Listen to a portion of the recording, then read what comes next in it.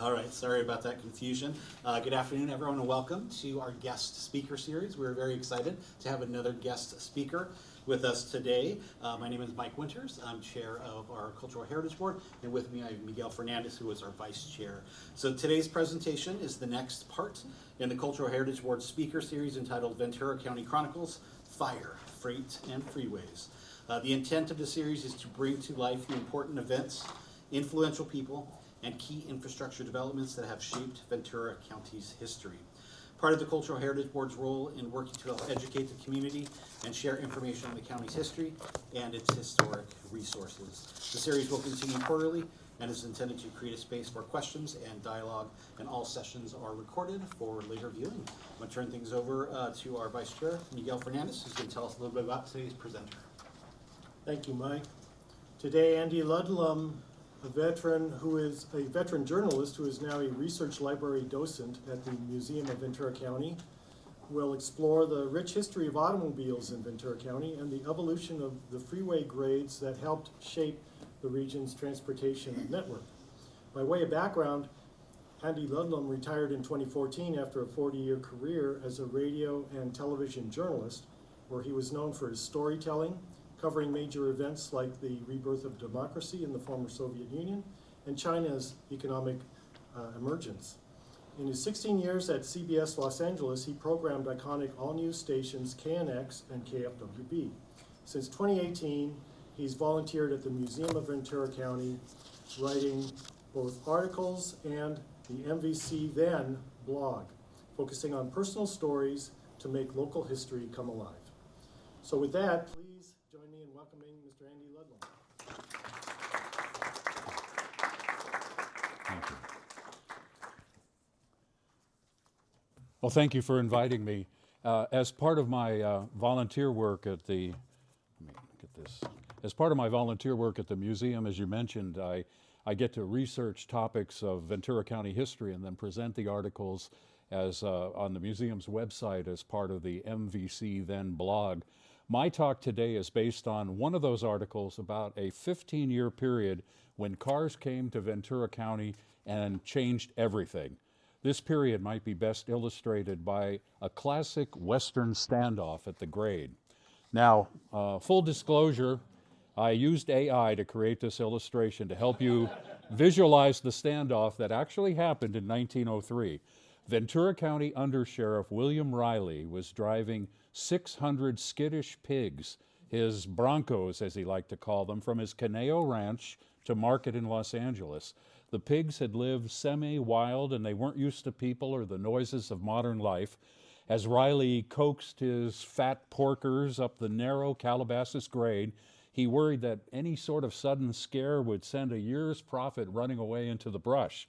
So he would whistle and scatter a little bit of weed as he went along, trying to keep the pigs calm. Then, at the top of the hill, an automobile appeared. Horn blaring, the engine was clanging and puffing. The pigs were growing very restless.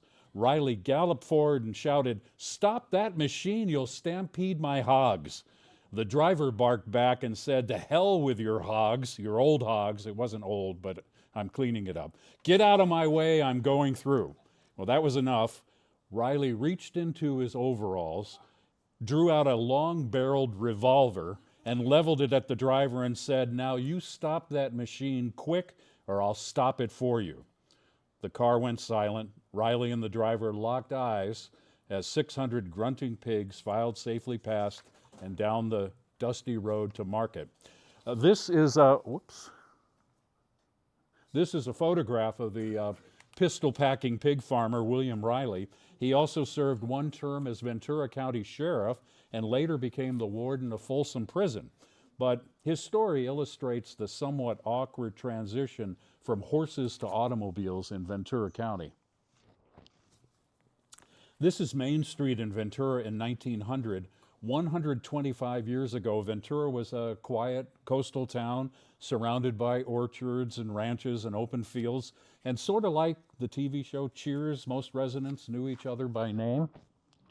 And I'm having trouble with this, hearing it, but At the turn of the century, the pace of life in Ventura was pretty slow. Communication meant handwritten letters or telegrams and newspapers. Most homes were still lit by kerosene lamps. The first spark of electric light had appeared 10 years earlier when the Ventura Land and Power Company used a water wheel to power about 20 arc lights downtown. But it would take years before electricity reached most homes. And if you'd asked a Venturan in 1900 about flying, they probably would have laughed at you. The idea of a heavier-than-air machine flying through the air was pure fantasy. The Wright brothers' first flight was still 3 years away. So getting around meant walking or traveling by horse. For longer journeys, people relied on steamships or the railroad. The Southern Pacific was the fastest thing in the county. It had connected Ventura with Los Angeles and Santa Barbara since 1887. Automobiles were still a rare sight. Most people had heard about them, but most people had never actually seen one. As a predominantly rural and agricultural region, daily life in Ventura County was dictated by the seasons, the harvests, and the limit of the animal-powered transport to get their key crops such as walnuts, lemons, and lima beans to market. The travel between towns was a significant undertaking. A trip from Ventura to Ojai by horse and buggy could take most of the day. The unpaved roads were often impassable in the winter, and while Southern Pacific connected some of the towns, it didn't serve all the communities. So isolation shaped the county's culture and the economy. The 19th century solution was, a common solution was to reshape the land itself. With hard labor, the narrow horse trails in the passes were widened or even blasted apart to make way for stagecoaches and later automobiles. In the late 19th century, getting to or leaving Ventura County was slow and difficult and unpredictable. The rough dirt roads turned to deep mud in the winter and dust in the summer. The steep coastal cliffs made travel north to Santa Barbara unpredictable and dangerous. To the east, the mountains and the winding passes like Casitas and Caneo were narrow and often poorly maintained. Most long-distance freight moved by steamship, which was often delayed by rough seas or shifting sandbars in the harbor. The Caneo grade was a dreaded challenge for early travelers. Originally, it was a Chumash trail. The first road over the hill was steep and rough and dangerous. To descend safely, travelers would chain their wagon wheels, tie a limb to the back, give the wagon a push, and then they'd hop on the log and slide down for dear life, sort of suicide surfing. And a slightly gentler road was built to accommodate stagecoaches, but going uphill before 1902 was still a struggle. Passengers often had to walk up steep sections and sometimes even carried rocks to wedge under the wagon wheels if the horses needed to stop and rest. Runaway wagons and brake failures were constant threats. In this photo, you can see the remains of the old stagecoach road. Like the Caneo grade, the Santa Susana Pass has a long history as an important trail for indigenous people, used for an estimated 8,000 years. At the end of the Mission era, the local rancheros converted the trail into a rough wagon road. In 1859, the state built the old Santa Susana Stage Road to speed mail and passenger traffic between Los Angeles and Northern California. It remained a vital route until the railroad arrived in 1876. Remnants of the old stagecoach road are pictured here. The eastern climb, which was known as the Devil's Slide, was so steep and treacherous that the horses were sometimes blindfolded. A trip over the pass from the San Fernando Valley could take an entire day for a fully loaded wagon.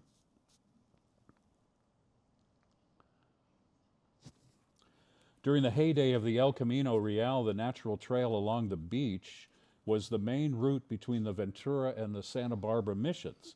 But travel along the coast, of course, depended on the tides. The spot in the picture you see, just west of the Ventura River, was one of the easier spots on the route. steep cliffs would drop down to a narrow strip of land which was submerged at high tide, making passing impossible. At low tide, horses and wagons had to hurry across before the water returned. This dangerous, unreliable route hindered mail and trade and travel and led to the construction of a road through Casitas Pass. Casitas Pass, that route was nobody's first choice. It was too long and out of the way to be the highway of choice between the two counties. But Ventura County's growing population and commerce demanded a proper road. In 1878, a state law authorized the county to finance construction. A local contractor completed the road later that year, opening reliable access between the Ojai Valley and Santa Barbara. The new Casitas Pass Road was a 19th century engineering feat. It was built just wide enough for a single stagecoach. It was carved into the hillsides, it climbed the south side of the canyon, and was carefully graded for horses hauling heavy coaches and freight. The climb was so steep it required support stations, including a large barn at the base of the eastern grade where tired horses were swapped out for fresh ones. The road's importance was short-lived, however. In 1887, when the Southern Pacific Railroad provided direct Ventura to Santa Barbara service, the days of the long-distance stagecoach travel were over. The old road, however, remained in use for local travel, but its steep, narrow, unpaved path would become a dangerous challenge for the early motorists.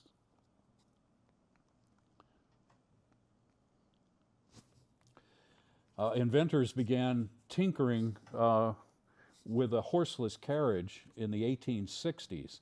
As the name implies, they were built on carriage or wagon chassis, and they were mostly noisy and unreliable, but they could be steam, electric, or gasoline powered.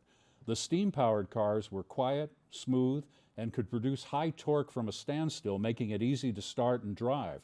However, they required a long startup time, frequent water refills, and they were complex to maintain. Despite that, many early motorists were willing to try steam-powered cars because the technology seemed trustworthy and familiar because of steam train engines. William Howard Taft was the first U.S. president to use motor cars exclusively while in office, and this picture is of his 7-passenger White Motor Company steam-powered touring car. I wonder if you have another battery. I'm sorry, I don't. Sometimes it's just a little bit delayed. It seems to be... can you advance it with the mouse? Yes. Okay, I'll just tell you when to click. The first practical electric automobile in the United States was produced not by Elon Musk, but in 1890 by William Morrison. The 6-passenger electric wagon was capable of a top speed of 14 miles an hour. By 1900, electric vehicles accounted for about 1/3 of all vehicles on U.S. roads. The downside was it could often take all night to recharge these e-cars. Because electricity was not typically available in homes and businesses throughout Ventura County until way after 1906, it wasn't as simple as plugging in your EV in the garage. The electric car driver had to use a direct current generator or a dynamo to convert water, steam, or wind energy into electric energy. Go ahead and click. The first gasoline-powered vehicle built in the United States was the Duryea motor wagon, created by brothers Charles and Frank Duryea in 1893. It was a 1-cylinder, 4-horsepower vehicle. In 1896, it became the first American-made gasoline-powered car to be offered for sale. In these early years, it was still unclear which of these automotive technologies would win out.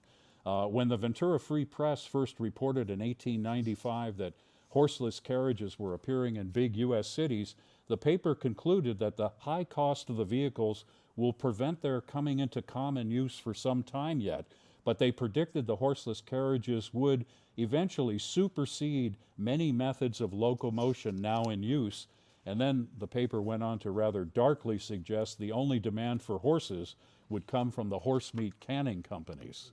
Click. The first sign of this new technology appeared in Hueneme in 1896. In December, Dr. O.V. Sessions, Hueneme's only doctor, received an engine for a horseless carriage from New York. 2 weeks later, the Free Press reported he was testing the battery on his motor wagon, but he wouldn't have it running until summer. No other mentions of Sessions' project appear in the paper, and there are no indications he ever got his electric vehicle running. This picture is a bird's eye view of teams of horses and mules pulling wagons at the corner of Broad and Market Streets in Hueneme. The large white home in the background is the residence of Dr. Sessions. Click. One early Saturday morning in 1900, Ventura residents were surprised by the appearance of an automobile gliding along Main Street, noiselessly save for the warning clang of the bell. It was Mr. and Mrs. H.C. Turner on their way from their Los Angeles home to San Francisco. The noiseless running suggests the Turner's car was probably a steam-powered vehicle. The 450-mile journey took them 6 days. The trip was a remarkable feat for the time, though, as steam-powered automobiles were notoriously difficult to operate on long journeys.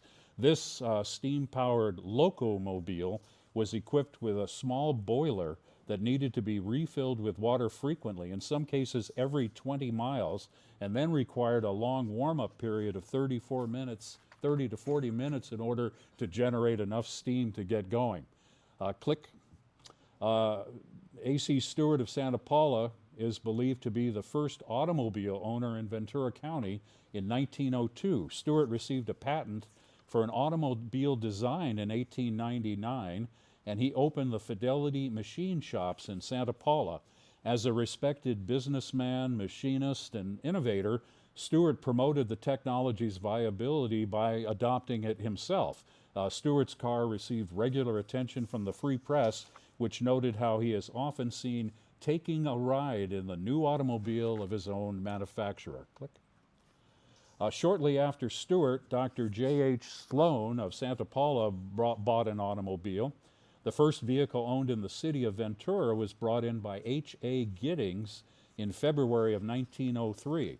Stewart, in the meantime, began selling automobiles. He advertised a gasoline-powered Oldsmobile in the Free Press, noting it was simple to operate and economical, going about 30 miles a gallon on a gallon of gasoline. Click. Stewart's economical claim might have been a bit of a stretch. The price of the Oldsmobile was $650, but according to the 1900 census, the average salary in the United States was about $450. While the automobile's utility was becoming obvious, it was still a toy for the wealthy. In 1902, owning a car was a status symbol far out of reach for the average family. Stewart's Oldsmobile, the 1902 Model R Curve Dash Runabout, was America's first mass-produced car made with interchangeable parts. It had a single-cylinder, 5-horsepower engine and could reach about 20 miles per hour. The car had a tiller instead of a steering wheel, no windshield or doors, and required mechanical skill and physical effort to drive. To promote car sales, Stewart and his wife regularly shared all their driving adventures with the Free Press. Next slide. The newspaper reported the Stewarts attracted much attention and favorable comment when they drove in the 1901 Santa Paula 4th of July parade. Another adopter, L.E. Mercer's vehicle, is shown here, decorated for the Ventura Street Fair. The Stewarts would regularly entertain their friends by giving them rides around Ventura. The couple and their friends actually made a round-trip journey to Los Angeles, and when they came back, they proudly noted the return trip took only 7 hours. Mrs. Stewart and her friend Mrs. L.B. Hogue were often seen driving in Ventura. The newspaper noted that Mrs. Stewart has become an excellent chauffeuress and takes frequent trips around the county. In the early 1900s, even a brief appearance of an automobile was a community event. The Free Press reported that Piru was full of excitement for about 2 minutes when an automobile quickly passed through town, adding that all it was seen was a little streak of dust away off towards Ventura. A car stopping for water and gasoline in Moore Park made news, and as did Oxnard's automobile, which was owned by a young man who was seen spinning around town at high speeds. On his first trips through town, crowds of boys would follow him Pied Piper style on foot or on their bicycles. Next slide. Stewart even turned an old local courtship ritual into a challenging automotive outing. Young couples would travel what was called the Golden Triangle. The triangle was formed by the rugged, unpaved roads connecting Ventura, Ojai, and Santa Paula. The young lovers would announce to their family their intentions to ride the triangle, which was an unchaperoned, all-day ordeal. The young man was responsible for providing a horse and buggy. The young woman would pack food for the trip. Parts of the road were so steep that they'd have to get out of the buggy and push, all the time being wary of threats like bears and snakes and the like. It was said if they were still speaking to each other by the end of the long day, they would soon be married. Stewart repurposed the Golden Triangle as an automotive social outing in 1902. The roads connecting the triangle were probably better suited for horses than cars. Parts of the road were so steep that drivers and passengers had to get out and push. Breakdowns were common, leaving motorists stranded in remote areas of the triangle. The picture here is from one of the Golden Triangle outings. Next slide. Despite the public fascination with automobiles, there were signs that motorized vehicles and horse and buggies would not coexist without trouble. The Free Press described how an Ojai judge barely escaped injury when his horse was spooked by a motorcycle and ran into a fence, splitting the post in two. Interestingly, 8 paragraphs above, in the same column, the newspaper reported that M.H. Cook has just received his motorcycle and is spinning around town. A Santa Paula man, Hogan Hurd, broke his collarbone when he was thrown out of a buggy when his horse was frightened by a passing automobile. An automobile owned by citrus rancher Charles Collins Teague, the founder of the Limonera Company, spooked a horse pulling the Santa Paula milk wagon. The terrified horse dashed up the street, eventually overturning the wagon and spilling all the milk into the road. The newspaper noted that no one was hurt, but several local customers had to drink their coffee that morning without cream. Teague was an early automobile adopter. This is his house with a car parked outside. Next slide, please. In 1903, conflicts were still infrequent, probably because the county had only a handful of automobiles. Santa Paula had the most with 7. In July, the Free Press wrote, "The automobilist epidemic is getting alarming. 2 more prominent citizens are down with acute attacks, and others are showing strong symptoms of the disease." The tongue-in-cheek editorial proclaimed, "An eminent authority says a new ward will have to be added to asylums for those afflicted with motor mania." The newspapers, though, were becoming increasingly critical of drivers' behavior. The Free Press complained that automobiles are numerous about the streets of Oxnard, or rather, one automobile is seen flying about several times a day.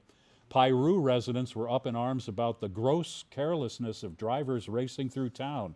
They complained about narrow escapes from serious accidents caused by the Red Devils driving at high speed. Red Devils was a common name for the early cars, as red was the most popular color choice for those first cars. Next slide. The early motorists provided endless amusement for the local newspapers. Reports told of a Santa Paula man who lost his brakes, forcing him to steer uphill until the Go Devil finally ran out of gas. The Oxnard Courier took time out to mock the 19-year-old daughter of President Teddy Roosevelt, offering little sympathy for Alice, who reportedly wept because her papa wouldn't let her have an auto. A Pasadena man, Henry Chisholm, passing through Ventura, was hoping to set a record run from LA to Santa Barbara, but he drowned the engine of his red racing car crossing the Ventura River. Later, continuing his trip up the coast, his car became buried in the beach sand. Chisholm had to abandon his car. He actually flagged down the southbound train to get back to Ventura. His car was rescued the next morning just before the waves reached it. When a Los Angeles newspaper reader claimed that Ventura's roads were unfit for automobiles, The Free Press fired back with sarcasm, promising to stop the clocks and toll the bells the next time that motorist traveled through the county by rail.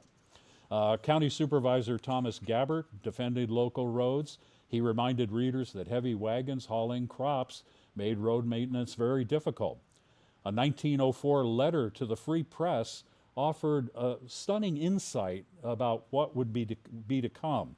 It said, "When the automobile shall have become as common and as available as the ordinary road vehicle, as in time it certainly will, highways through the country will be improved and new ones will be constructed in localities not now accessible." Next slide, please. I mentioned the Casitas Pass Stagecoach Road had been carefully graded for horses hauling heavy coaches and freight. It was never designed for wagons and cars to share. The passage of the arrival of the automobile brought increasing conflicts.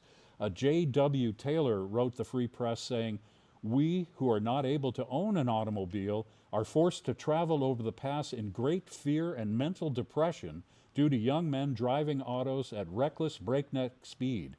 He singled out one man who demanded wagon drivers give him the right of way or he'll take a wheel off of them. Taylor claimed that 3 men in an automobile nearly drove him and his family off a 100-foot bank. He pleaded for protection from these will-be murderers. Short of that, he suggested acting on his own, saying, "We have guns, and maybe we'll turn them into rear tire perforators of the horseless carriage." Next slide, please. Ranchers and farmers living around Casitas Pass reported similar problems with the so-called speed maniacs. They held a meeting in Ventura where they complained that the road was too narrow for vehicles to pass. County supervisors had passed an ordinance prohibiting automobiles on the pass, but the law was never enforced. Ranchers said not only did drivers use the pass, they demanded the road and forced ranchers to back up or haul heavily laden wagons into the brush. One prominent rancher declared at the meeting, "We must put a stop to this violation of the law. We built the road. What right do they have to come here and make the pass a death trap?" The rancher called for drastic action. He said, "Men, get your rifles and stop the first man that comes racing through the pass. We won't have to stop many of them, but let's be quick with the teaching before they do any more damage." A newspaper reported that when the long stream of wagons left the Ventura meeting, there was a rifle under every seat. While there was plenty of heated rhetoric, there's no evidence that shots were ever fired on the pass. Next slide. As automobiles grew faster, early drivers became more daring and began testing the limits of their new machines. In 1904, a 2-cylinder Rambler made the 14-mile trip from Nordhoff, which is Ojai, to Ventura in 50 minutes, a local record. But others weren't so lucky. A.G. Madison's steam car nearly reached the top of Main Street at Poli before stalling, rolling backwards, flipping onto the sidewalk with its wheels spinning in the air. Madison walked away unharmed. While some admired these early feats, others saw growing danger. Newspapers condemned reckless driving and lax enforcement. The Oakland Tribune criticized lawmen for watching racers speed illegally from Los Angeles to San Francisco without anyone making the slightest effort to stop them. The Free Press in Ventura pointed out the irony that trains were forced to crawl through town at 8 miles an hour while autos raced through at double that speed. Reformers soon pushed for safer behavior. One endurance test from Los Angeles to Santa Barbara limited speeds to 15 miles an hour and deducted points for speeding. Yet, tensions still remained. When a Los Angeles driver complained that Ventura lacked road signs, the Free Press shot back with that the speedman drivers simply went too fast to be able to see them. Next slide, please. By 1905, a new clash arose between Ventura County farmers and visiting motorists. W.M. Garland, who was the president of the Southern California Automobile Association, accused ranchers of sabotage at the Ventura River crossing on the Casitas Pass Road. Garland claimed the ranchers deliberately clogged the riverbed with rocks and hid nearby, waiting for unsuspecting motorists to get stuck. Then he claimed the ranchers would miraculously appear and charge the stranded drivers outrageous fees up to $15 to pull the cars out.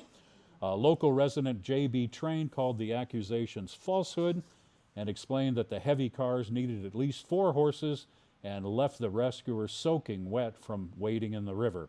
He insisted their prices were fair for the difficult work. The Free Press sided with the locals, saying Garland was simply talking through his hat. The problem was solved a few years later when this 200-foot bridge was built over the river crossing in 1908. However, it lasted less than 7 years when the bridge was lifted off its foundation and destroyed by flooding in 1914. Next slide, please. In 1906, Santa Paula, though one of the 3 population centers in the county with Oxnard and Ventura, was still a small town of about 2,200 people, but it continued to be crazy about cars. The Free Press claimed that Santa Paula had more automobiles per person than any town in the country and celebrated its large number of lady autoists, listing 9 women who would become expert drivers. Automotive feats were becoming local sensations. Los Angeles salesman Charles Capito amazed Ventura residents by driving his 21-horsepower aero car up and down steep Palm Street to Poley Street again, not just once, 3 times, and even in reverse. For most people, though, powerful cars were still far too expensive. In 1907, T.W. Sturgis bought a 7-passenger, 40-horsepower Maxwell touring car for $3,300, which is over $117,000 in today's money. A smaller Maxwell, which is pictured here, was advertised as perfectly simple, simply perfect, and offered as a more affordable option for first-time drivers, at less than $1,500, but that is still $53,000 today. Next slide.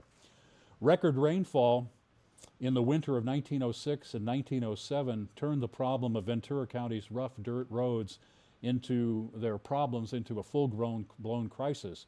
More than 25 inches of rain washed out bridges, flooded roads, and left entire communities like Bardsdale, which is Fillmore, cut off. Even newly built roads and bridges were destroyed. Citizens, ranchers, and business owners rallied for change. At a packed meeting in Ventura, speakers called it a disgrace that such a wealthy county had such poor roads. They urged supervisors to hold a bond election to fund permanent improvements. The push led to California's first Good Roads Bill, which required each county to form a highway commission and plan improvements funded through local bonds. In Ventura, leaders like Frank Bernard began dreaming bigger, proposing a new coastal highway between Ventura and Santa Barbara and a bridge across the Ventura River to reach it. On the left, a man is looking out at rocks and debris that washed up on Ventura Beach during the 1907 storms. That same year, the county had just completed the $30,000 Sespe Highway Bridge and called it one of the finest pieces of engineering work west of the Mississippi. On the right, you can see what that bridge looked like during another major storm in 1914. Next slide. After the 1907 storms, Ventura streets were nearly impassable. Main Street was a muddy mess. Santa Clara and Front Streets weren't much better. When surveyor J.B. Wadd estimated the cost to pave the city at a whopping $119,000, over $4 million today, the town trustees gulped and hesitated. They sent him to Los Angeles to study something called petrolithic paving, a process of using layers of oiled, compacted soil that hardened almost like cement. Convinced by its success, Wadd recommended it for Ventura. His touch was to add a little gravel for durability. The city approved $122,500 to pave every street. When the project was finished in 1909, Ventura celebrated with a 4-day party. The Free Press proudly declared on the front page, 12 miles of streets, every mile paved. The streets were prepared for paving by contractor James Montgomery and his teams of heavyweight mules, you can see here. They were hitched to gang plows. The success, though, fed a county-wide good roads fever. Communities from Satacoy to Nordhoff began clamoring for bridges and road improvements, but county supervisors struggled to balance the limited funds. They feared if they built all the bridges, there would be no money left for the roads, and voters might reject a future bond issue. But the Free Press kept up the pressure, reminding readers that Ventura County had passed the creeping age, urging, make the roads smoother and speed will be greater, give us bridges and we can haul our oranges to the packing houses before they rot. The Automobile Club of Southern California started making road maps in 1906. They initially created strip maps as a forerunner to their more modern folded maps. You do remember what a map is, right? By 1907, the club had placed 700 redwood guidepost signs for motorists in 13 California counties. They noted important features on 500 miles of roads, including hills and turns and ditches and town limits, eventually the best hotels, repair shops, and gas stations. The poster in the picture promoting the program is actually from 1928. The club's direct role in posting official road signs ended in 1956 when the state took over the task. Next slide, please. By the summer of 1907, Santa Paula had 42 automobiles. Ventura had 20. The maker of Diamond Tires projected that 7,000 automobiles would be sold in California in 1908. Ventura had its first collision between a train and an automobile in 1907. A machinist by the name of A. Palm was thrown from his car into an embankment when it was struck by the southbound Coastline Limited at the First Street crossing. Palm had broken ribs and bad bruises. At first he said he had attempted to cross the track in front of the train but miscalculated the distance. A day later, he decided to change his story and claimed that boys in a Halloween prank had put his automobile on the track and he was just trying to move it. A young Ventura man, Eugene Kimball, who the newspaper called an expert who understood every automobile part like a professional, broke his arm in 2 places while cranking his car here at the Mercer garage. A Santa Paula man who was quite clearly less of an expert escaped serious injury when he tried to fill the gas tank of his automobile while holding a lighted lantern in one hand and the gas can in the other. Quick work by his neighbors prevented a barn and outbuilding from being destroyed by the explosion and fire. Next slide. In May of 1909, as the paving of Ventura streets neared completion, another event marked the end of the era. Town trustees adopted an ordinance prohibiting the hitching and feeding of horses on the streets. One trustee called it a nuisance and said Oak and California streets were being turned into livery stables. Another trustee, Floyd Shaw, said when our streets are finished, there'll be no place for them. A lot was rented near downtown and horse owners were required to hitch their animals from then on in the town corral. Next slide. As Ventura County's roads improved, thrill seekers pushed the limits. One day in 1907, Los Angeles auto dealer Huntley Gordon roared into town on this road, Thompson Boulevard, at nearly 80 miles per hour.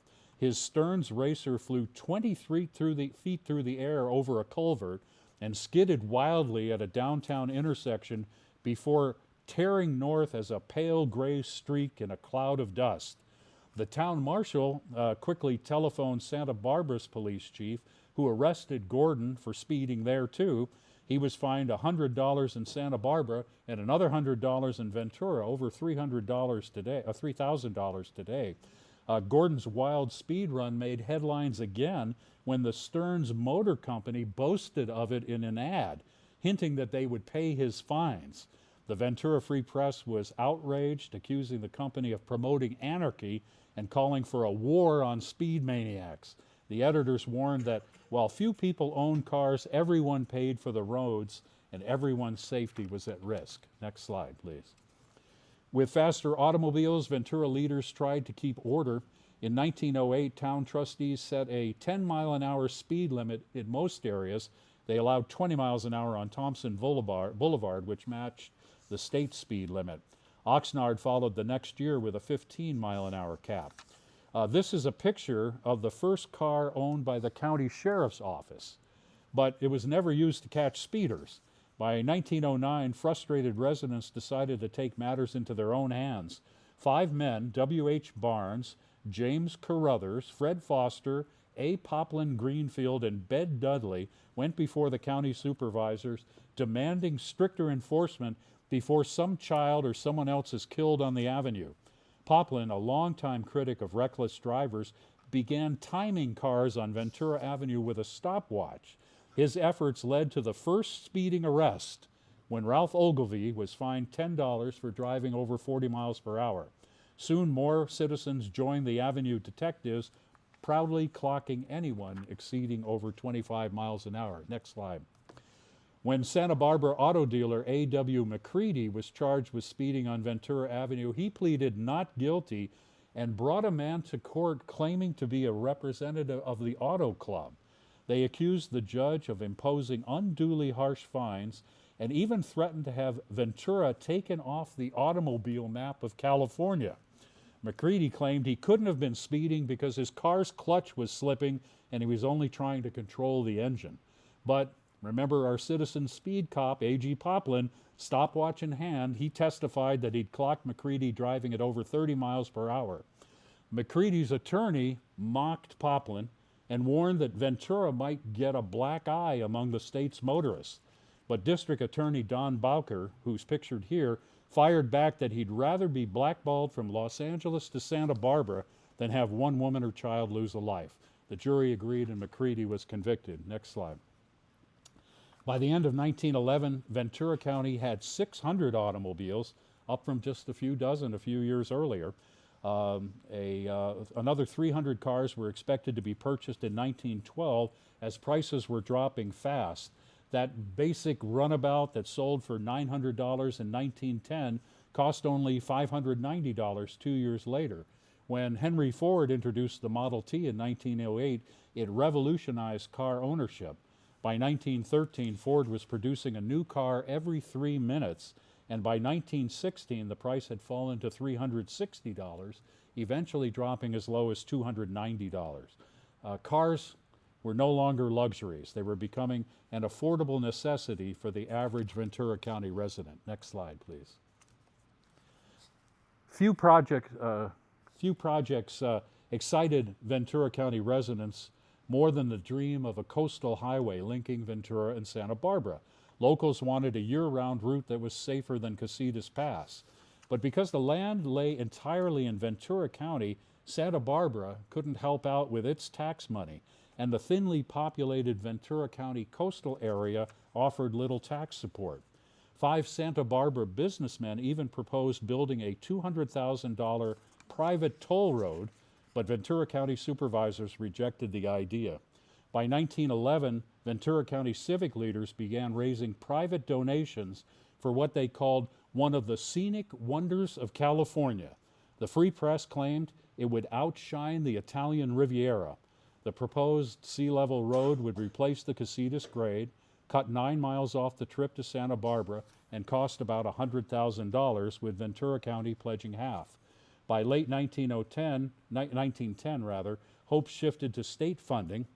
A new State Highways Act had authorized $18 million in bonds to build a connected highway system and created the California Highway Commission to oversee it. The Free Press urged Ventura County to send delegates to Sacramento immediately, declaring there can be no proper coast highway without the Rincon Road and bridges over the Ventura River. Meanwhile, local fundraising continued. Citizens in Ventura donated $4,750 in one day. The Santa Barbara Chamber of Commerce asked each of its members to cough up $5 and raised another $1,500, while the Automobile Club of Southern California called it one of the most important undertakings of the state and added $2,500 to the cause. Construction of the long-dreamed coastal highway began in November 1911. Even though not all the needed money had even been raised, builders used 1 million board feet of lumber to create the wooden causeways on eucalyptus pilings above the tide line and covered them with asphalt. Other sections followed the Southern Pacific Railroad tracks along the coast. By mid-1912, funds ran out with part of the road unfinished. Ventura officials did convince the State Highway Commission to take over, and they completed the job. When it was opened in 1912, the road was described as soft in places, rough in others, but it was passable. A monster barbecue marked the celebration, drawing 3,000 people and 2,000 motorists from Los Angeles. Despite the early excitement, drivers quickly found the road was rough and prone to washouts. The state would spend hundreds of thousands of dollars improving the road, and even before the work was completed, the Free Press in 1915 complained that the Rincon Highway, while still in its infancy, had become a speeder's racetrack. Next slide, please. This is one of my favorite pictures because I think it illustrates what we've been talking about, what happened in Ventura County in just a few short years. The man in the buggy is James Carruthers. He was one of the 5 men I told you about who went before the county supervisors in 1909 to demand stricter enforcement of speed limits. Next slide, please. In 1914, the California Supreme Court upheld a new motor vehicle law that established a dedicated fund for road maintenance and improvements, enabling the state to invest hundreds of thousands of dollars in its $18 million highway system. Ventura County's rapid shift from horses to automobiles, though sometimes marked by conflict, sparked an unprecedented investment in roads and bridges and coastal highways. The growth of the automobile economy created new service jobs. It connected Ventura County to the broader state highway network and improved transportation for goods and people. These changes fueled a population boom and laid the foundation for the county's long-term growth and development. Go to the next slide. Are there any questions? Okay, if there's no questions, let me get in a self-plug here. If you'd like to read more of my stories, you can go to the URL on this slide. And of course, we'd like to encourage you to visit the Museum of Ventura County if you haven't been there recently. These are a couple of the exhibits we have now. One features over 40 powerful portraits of representatives of the Mexican indigenous communities in Ventura County. And the other, kind of similar to what we've been talking about, explores the power of photography to record our history. So anyway, thank you for,